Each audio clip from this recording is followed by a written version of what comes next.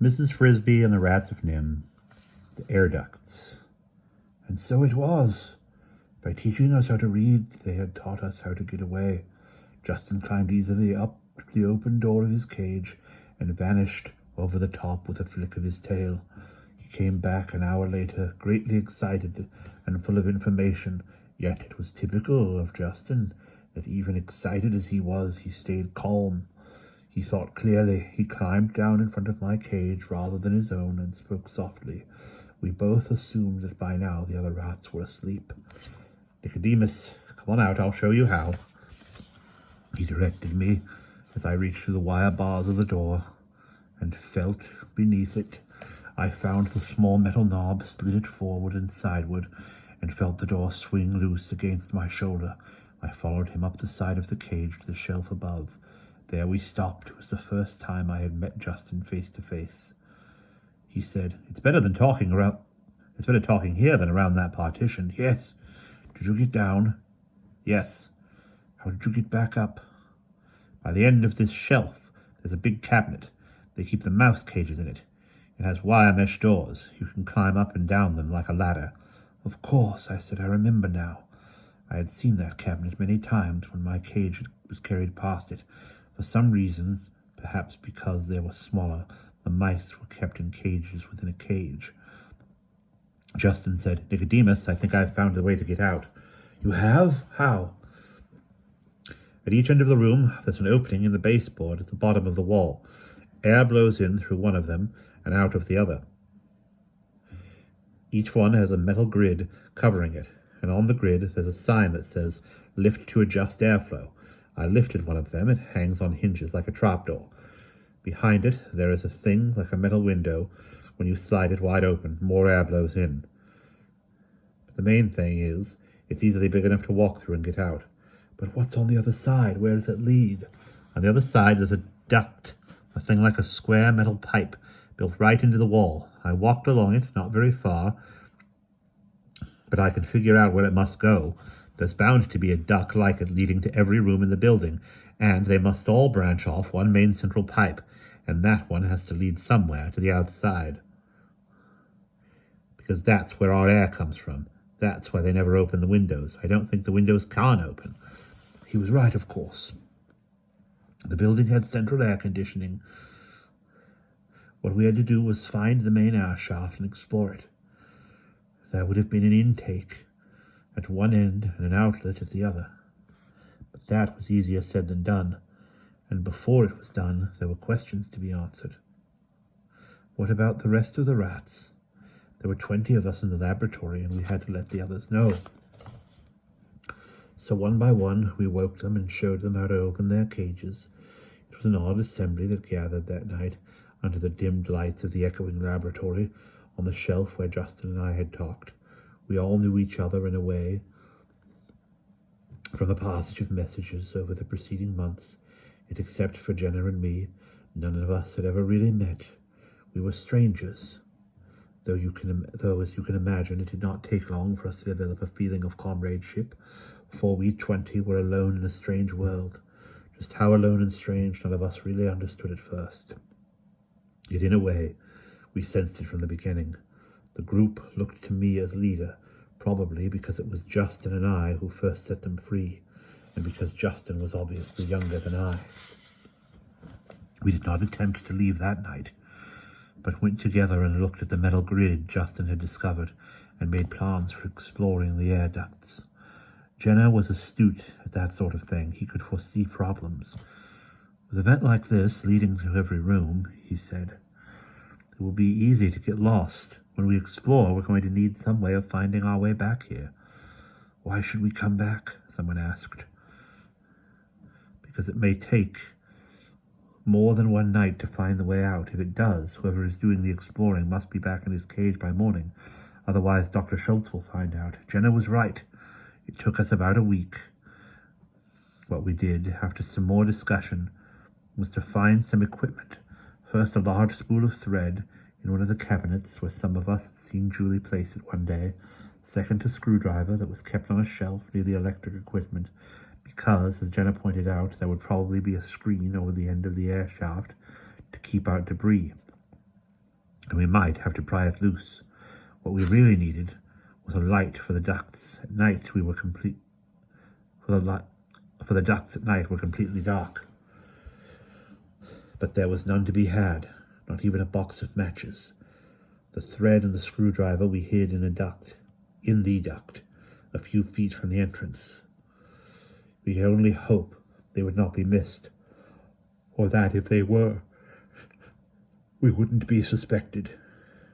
Justin and 2 others were chosen as the exploration party. One of the others was Arthur, whom you've met. They had a terrible time at first. Here was a maze to end all mazes, and in the dark they quickly lost their sense of direction. Still they kept at it, night after night, exploring the network of shafts that laced like a cubical spider web through the walls and ceilings of the building. They would tie the end of their thread to the grid in our laboratory and unroll it from the spool as they went. Time and time again, they reached the end of the thread and had to come back. "It just isn't long enough," Justin would complain. "Every time I get to the end, I think if I could just go 10 feet farther." And finally, that's what he did. On the 7th night, just as the thread ran out, he and the other 2 reached a shaft that was wider than any they had found before, and it seemed, as they walked along it, to be slanting gently upward, but the spool was empty. "You wait here," Justin said to the others. "I'm going just a little way farther. Hang on to the spool, and if I call back." They had tied the end of the thread around the spool so they would not lose it in the dark. Justin had a hunch. The air coming through the shaft had a fresher smell where we were, and seemed to be blowing harder than in the other shafts. Up ahead, he thought he could hear the whirl of a machine running quietly, and there was a faint vibration in the metal under his feet. He went on. The shaft turned upward at a sharp angle, and then, straight ahead, he saw it, a patch of lighter-colored darkness than the pitch black around him, and in the middle of it, 3 stars twinkling. It was the open sky. Across the opening there was, as Jenna had predicted, a coarse screen of heavy wire. He ran toward it for a few seconds longer and then stopped. The sound of the machine had grown suddenly louder, changing from a whir to a roar. It had obviously shifted speed. An automatic switch somewhere in the building had turned it from low to high, and the air blowing past Justin came on so hard it made him gasp. He braced his feet against the metal and held on. In a minute, as suddenly as it had roared, the machine returned to a whisper. He looked around and realized he was lucky to have stopped. By the dim light from the sky, he could see that he had reached a point where perhaps 24 air shafts came together, like branches into the trunk of a tree. If he had gone a few steps farther, he would never have been able to distinguish which shaft was his. He turned in his tracks, and in a few minutes he rejoined his friends. We had a meeting that night. Justin told all of us what he had found. He had left the thread anchored by the screwdriver to guide us, some before leaving immediately, but it was late, and Jenna and I argued against it. We did not know how long it would take us to break through the screen at the end. If it should take more than an hour or 2, daylight would be upon us. We would be unable to risk returning to the laboratory, and we would have to spend the day in the shaft, or try to get away by broad daylight.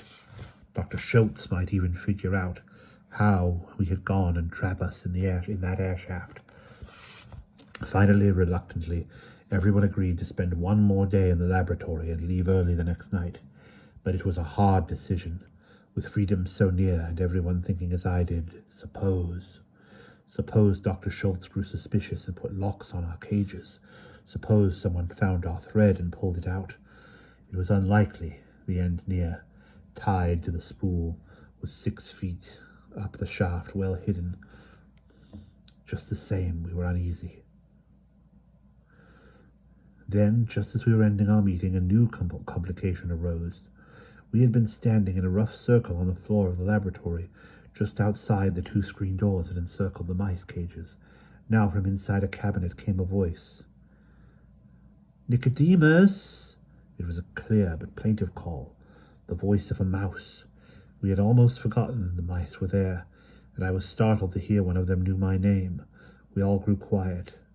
"Who is calling me?" I asked. "My name is Jonathan," said the voice. "We have been listening to your talk of going out. We would like to go too, but we cannot open our cages."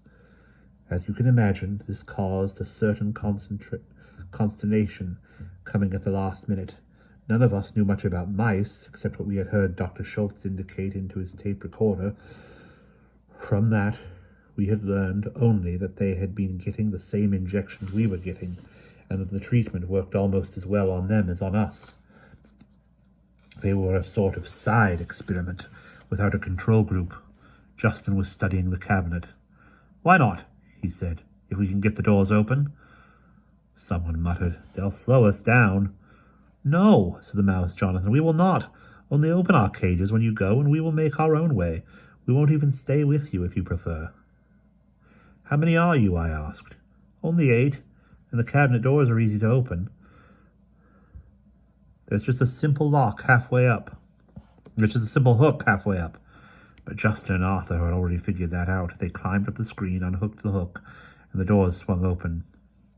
"The cage is open the same way as yours," said another mouse, "but we can't reach far enough to unlatch them." "All right," I said. "Tomorrow night, as soon as Dr. Schultz and the others leave, we'll open your cages, and you can follow the thread with us to get out. After that, you're on your own." "Agreed," said Jonathan, "and thank you." "And now," I said, "we should all get back to the cages. Justin, please hook the doors again." I had latched myself into my cage and was getting ready for sleep when I heard a scratching noise on the door, and there was Jenner climbing down from above. "Nicodemus," he said, "can I come in?" "Of course, but it's getting on toward morning." "I won't stay long." He unlatched the door and entered. "There's something we've got to decide." "I know," I said. "I've been thinking about it too. When we do get out, where are we going to go?" I could see Jenner's face in the dark of the cage, but I knew from his voice that he was worrying. I could not see Jenner's face in the dark of the cage, but I knew from his voice that he was worrying. I said, "At first, I thought home, of course. But then, when I began remembering, I realized that won't work. We could find the way, I suppose, now that we can read. But if we did, what then? We wouldn't find anyone we know." "And yet," Jenner said, "you know that's not the real point." "No. The real point is this. We don't know where to go because we don't know where we are. Do you want to go back to living in a sewer pipe and eating other people's garbage? Because that's what rats do, but the fact is we aren't rats anymore. We're something Dr. Schultz has made, something new. Dr. Schultz's our intelligence has increased more than 1,000%. I suspect he's underestimated. I think we're probably as intelligent as he is, maybe more. We can read, and with a little practice, we'll be able to write too. I mean to do both. I think we can learn to do anything we want. But where do we do it? Where does a group of civilized rats fit in?" "I don't know," I said. "We're going to have to find out. It won't be easy.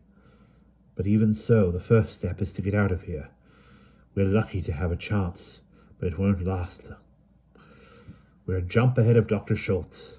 If he knew what we knew, he wouldn't leave us alone in here another night, and he's sure to find out soon." "Another thing to worry about," Jenner said. "If we do get away, when he finds we're gone, won't he figure out how we did it? And won't he realize that we must have learned to read?" "Probably." "And then what? What will happen when he announces there's a group of civilized rats roaming loose? Rats that can read and think and figure things out?" I said, "Let's wait until we're free before we worry about that." But Jenner was right. It was a thing to worry about, and maybe it still is. The next day was terrible. I kept expecting to hear Dr. Schultz say, "Who took my screwdriver?" And then to hear Julie add, "My thread is missing too."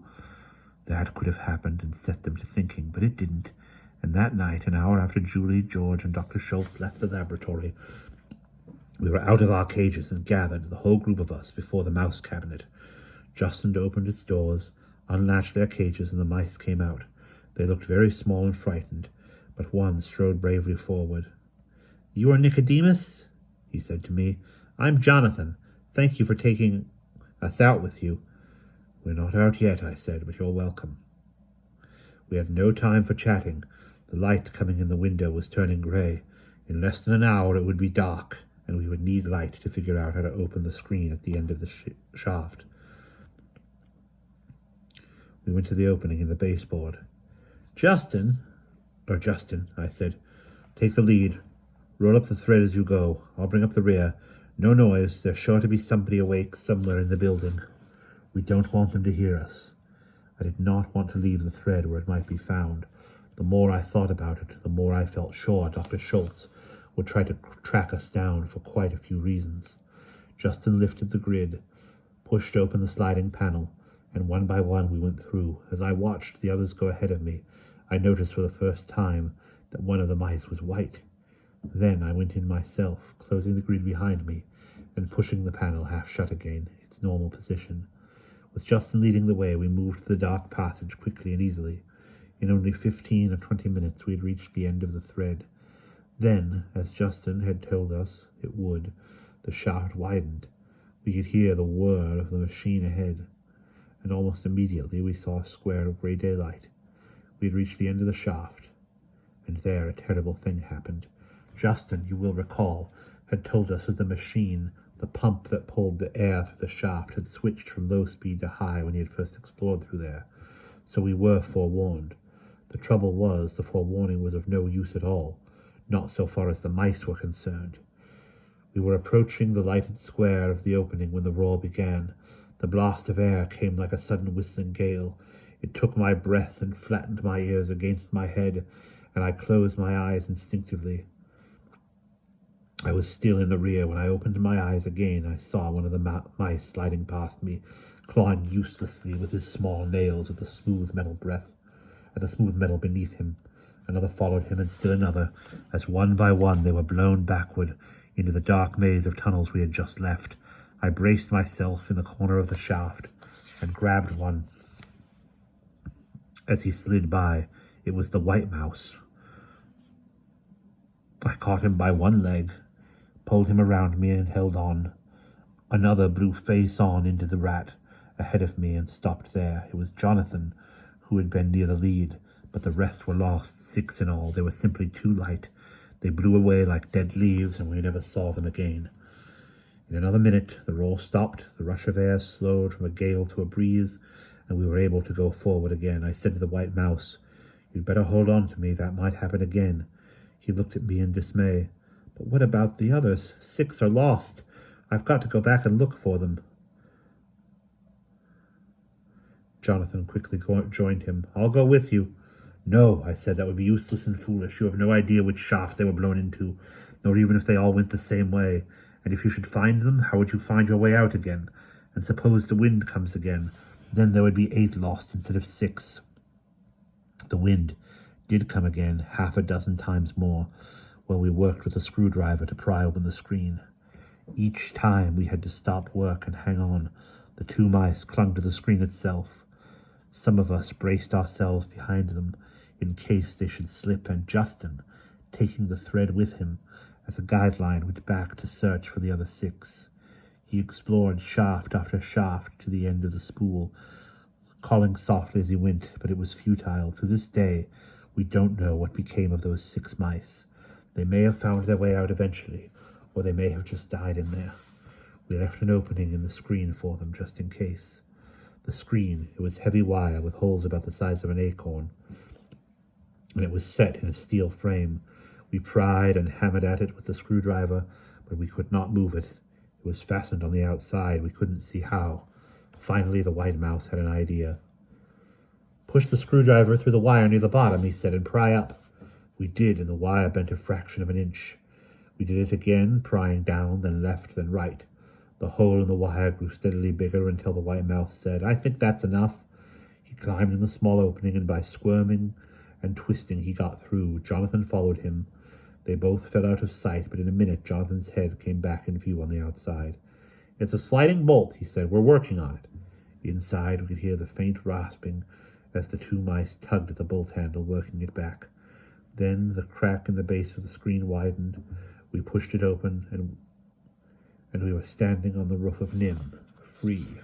And that is the end of that chapter.